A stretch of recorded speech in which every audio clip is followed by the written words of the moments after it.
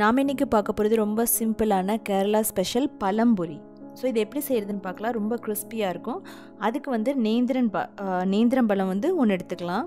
அதில் வந்து என்னென்னா பாதி வந்து நம்ம இன்றைக்கி யூஸ் பண்ண போகிறோம். ஸோ அதனால் நம்ம பாதி எடுத்துக்கலாம். ஸோ அந்த தோல் எடுத்துகிட்டு என்ன பண்ணுங்கள் அப்படின்னா அதை வந்து ஸ்லைஸாக வந்து நீங்கள் கட் பண்ணிக்கோங்க.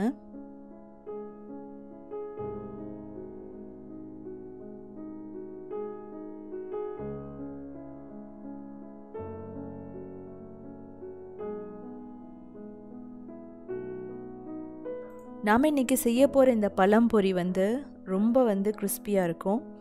ஆயிலும் வந்து அதிகமாக வந்து குடிக்காது. அது இல்லாமல் இது வந்து சொதன்னு இருக்காது. நம்ம வந்து ஃப்ரை பண்ணி வச்சதுக்கப்புறம் வந்து ரொம்ப நேரத்துக்கு வந்து கிறிஸ்பியாகவே இருக்கும்.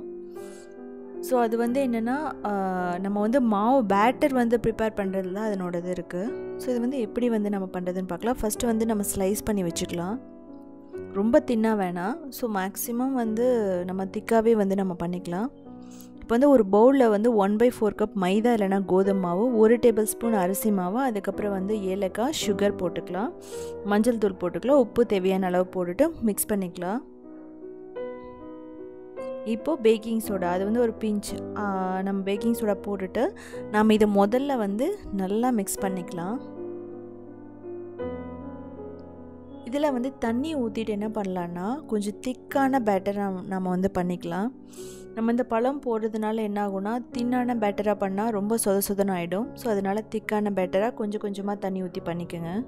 இந்த பேட்டரில் வந்து என்னென்னா கட்டியாக இருக்கக்கூடாது. நல்லா ஸ்மூத்தாக வரைக்கும் நல்லா வந்து நம்ம கரைச்சிக்கலாம். ஸ்பூனில் நீங்கள் ஒத்து வரலன்னா நீங்கள் வந்து கையில் கூட நல்லா பிசைஞ்சிக்கலாம் இந்த பேட்டரை.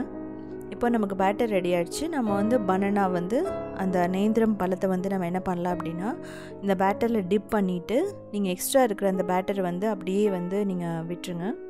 அதுக்கப்புறம் வந்து ஆயிலில் போட்டுட்டு நம்ம வந்து லைட் ப்ரௌன் ஆக வரைக்கும் நம்ம வந்து ஃப்ரை பண்ணி எடுத்துக்கலாம். நம்ம வந்து என்னென்னா மீடியம் ஃப்ளேமில் வந்து இது ஃப்ரை பண்ணலாம்.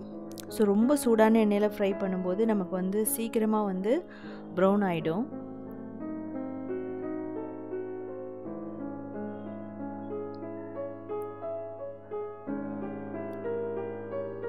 ஸோ நம்மளுக்கு வந்து கிறிஸ்பியான பழம்பொரி நமக்கு வந்து ரெடி ஆகிடுச்சு. நம்ம எடுக்கும்போதே வந்து அந்த கிறிஸ்பினஸ் வந்து நமக்கு தெரியும்.